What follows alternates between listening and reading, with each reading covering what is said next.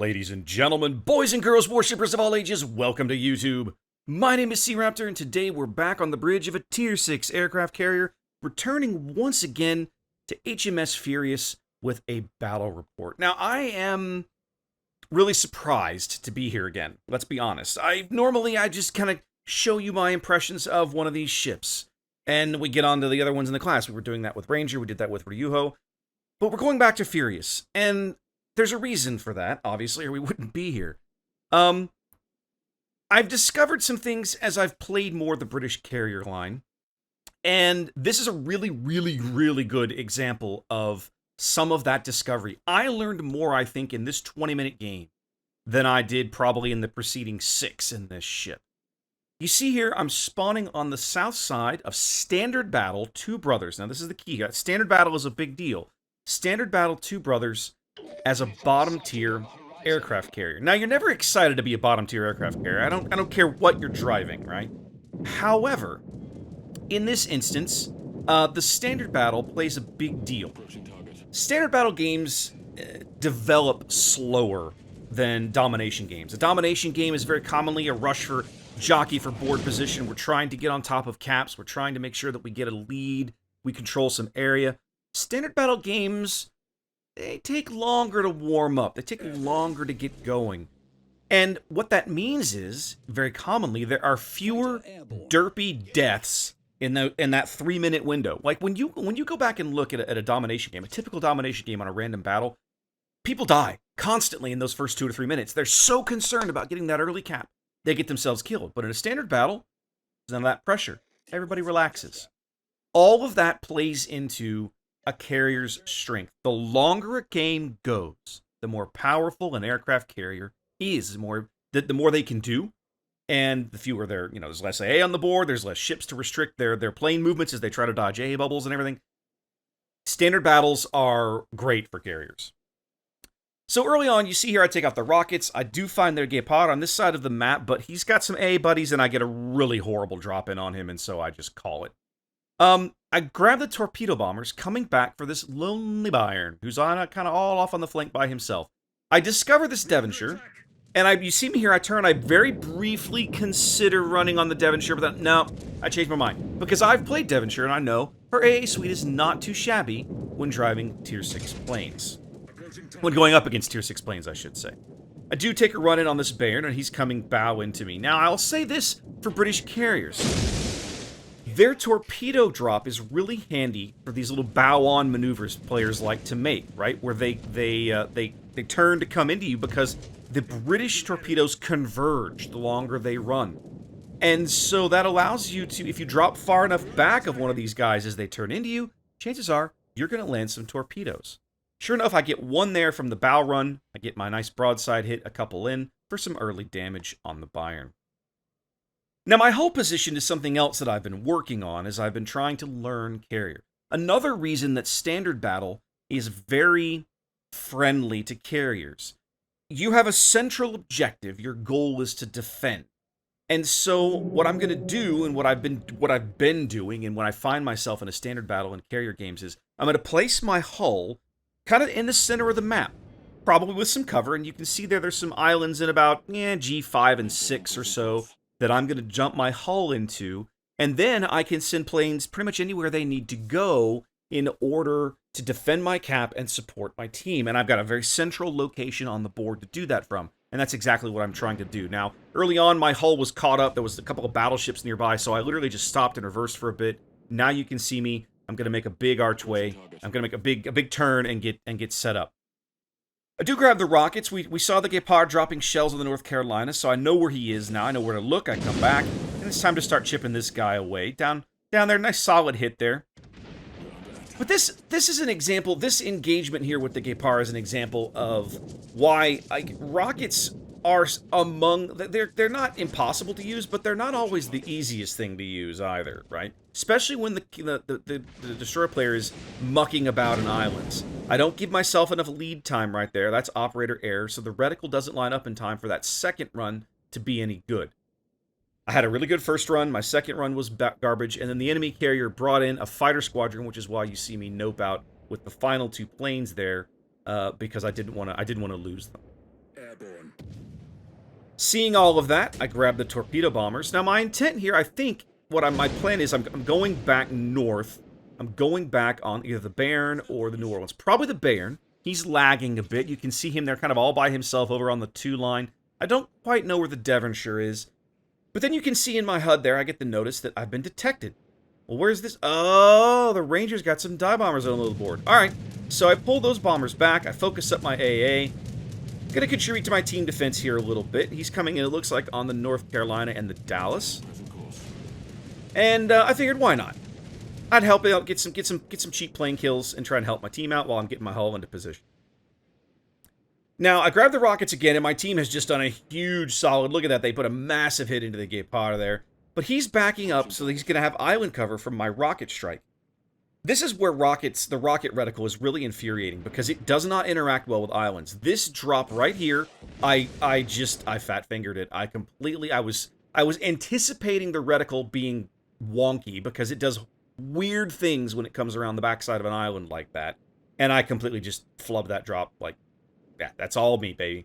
That's part mechanics, but I'm anticipating the mechanics being bad and screwing up the drop. So that's me. Another solid hit there. One more run ought to be able to get this guy off the board unless my team can do it. Ooh, they get a shell. 35 HP. 35 HP.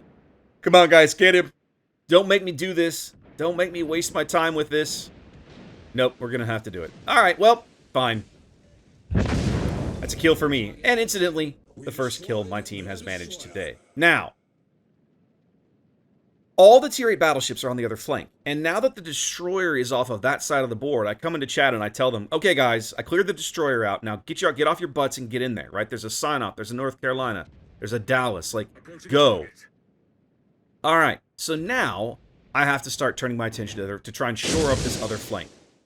I grab the torpedo bombers. I do a pre-drop. This is intentional, obviously. I'm trying to salvage some of those planes for later use. And I'm going to take a run of 4 in on this Bismarck. And I'm only intending to get 1 run in. I'm taking the 4 planes to make sure that I can get at least 2 torpedoes into the water. This Bismarck, incidentally, he's a little farther out front than he ought to be. He's a little lonely. He's just now starting to get AA support from the Richelieu. I get my 2 torpedo bombers in. I pull the whole thing out, and I do lose a couple of planes. I'm only going to be able to salvage a couple planes out of that run. Grab, again, I've got a 5 spot now. I don't have a full torpedo squadron on the deck because mid-tier carrier. So I grab the 5 I have. We're going to do, and I'm using, you see me, I'm using the island cover, this channel here, to kind of get in a little closer without them spotting me, or at least trying to. Right there, I'm spotted by enemy aircraft. But the goal is to be using this as kind of cover, right? We're going to do a pre-drop here, so now I'm going to take a 3-drop in on this Bismarck. Again, my goal, I'm going to put 2 into the water and just get out. I'm probably going to lose at least 1, if not 2 planes, especially now that his buddy, the Richelieu, has pushed up, because the Richie's AA is really nasty. So now, I've done back-to-back torpedo runs, and that gimmick has played out. I cannot sustain that forever. This is something that players need to learn about aircraft carriers. If the enemy carrier is spamming the same type of bomber attack over and over and over and over, especially when he's bottom tier like this, he cannot sustain that forever. He's taking losses, right? And you see there on my deck, I do have five torpedo bombers back on my deck, but I mean, I can't do that forever. So I grabbed the level bombers for the first time this game. 9 minutes in, first time the British level bombers have come out. And as I start over here, I'm intending to drop on the Bismarck. My team is doing a really good job of beating up on the Bismarck. And you know what, guys? French battleships are really squishy to HE shells and these kinds of bombs. So I decide to drop on the Richie instead. Sure enough, that's about a 7K hit and a triple fire. That fire does burn for a few ticks, which feels kind of good, but he does eventually put it out. I'm lined up to give this Hipper a go, but he tries to get up his defensive fighter, but it's too late, and I am going to put some more damage into this guy. He turns into those bombs, and I put about 5K across his deck as I pull out the remaining planes. When you're using a catapult fighter, guys, you have to you need to anticipate the carrier's movements and put the catapult fighter up in advance of his arrival. If you put it up after my planes are already in the theater, chances are it's not going to engage me in time. Team on that flank has finished off the Bismarck, and now this Richelieu has made what is to me a critical mistake. He's parked, he's bow into them, but he is right where I have beautiful AA cover. I'm going to basically get free drops on this dude. Check this out. His AA doesn't engage until I'm already inside his flak range. And so, he's reversing. I put 2 into the water. I pull out what I can. I think I do lose one of those planes, but I salvage most of that squadron because I did do a pre-drop. But my planes are still trying to get back onto the deck. They haven't quite gotten there. So, it's fine. I grabbed the level bombers because, again, we saw earlier what we can do to this Richelieu. He's pretty stationary. He's out there. He does have a little bit of help from the Amagi now. But you can see my team doing good work against him. And about partway through, I decide, well, now that he's dead, let's drop on the Amagi. Amagi, among other things, among Japanese battleships in general, when you're driving a British carrier, is a really good target for these bombs because Japanese damage control does not last very long. So if let's assume for a minute I get a couple of good fires on this Amagi, and I think I do get 2 here. Let's see what we get out of this drop. And it's about 4K and a couple of fires. 4 or 5K and a couple of fires. So he repairs those fires. But his damage control party only lasts 5 seconds. That means by the time I come back, his damage control party's down. So any fires I can get out of this run are going to stick. So let's sacrifice some goats and see what happens. Oh, feels bad. RNGesus has not blessed me. So, level bombers did some good work though. I made him repair. And so, again, I'm looking at an understrength torpedo squadron because I've been leaning pretty heavily on these things against top-tier battleships. I don't have a full squadron available. But Amagi's AA is only so-so. It's passable. Against tier 6 aircraft, it's certainly usable. And so I'm going to get in here and try to put some torpedoes on this guy. And his mistake is he slowed down. Guys, when you're under attack from an aircraft carrier, you think you might be under attack from an aircraft carrier, do yourself a favor. Don't slow down. That's like the worst thing you can do for yourself. I get 2 into him, I pull the whole rest of the squadron out, and grab the level bombers to come back, because, well, that's what you do. What's going to happen, though, is that Visteris over on the 9 line is going to solve all my problems for me. This has been a real team effort. This game was actually a very, very good team game. So now, what started off as a very bleh game for me in terms of damage, 6-7 minutes gone, I had 17,000 damage. Now here we are, 7.5 minutes to play. In 5 or 6 minutes, I've racked up, I'm now over 80. Why? I spent my time beating up on big, fat capital ships. The push that I left to go up the other side of the map, to go up the left flank, up the 2-3 line, has done pretty good work. The Synop is unfortunately the last surviving ship up there, but they have just decimated the enemy team that was back there. And, of course, my team down here that I was supporting along the 7-8 line has done a really good work as well. So now the last 3 surviving ships, a KG-5, a Bayern, and the enemy Ranger. I've got the level bombers out. It's what I had in hand when I came up here, so, to hell with it. Let's just go for it. And I'm going to make this stern-to-bow drop on the KG-5. This is not ideal. Stern-to-bow runs in bombs, dive bombers, AP bombers is always trickier because you spend longer in their AA bubble. And you see here, I pay for this in terms of the plane losses I take. I take 2 or 3 losses on the way in. I ate some flak, and I'm only going to get 1 plane to survive to drop on the bow to stern drop here, and I just don't get a lot out of it.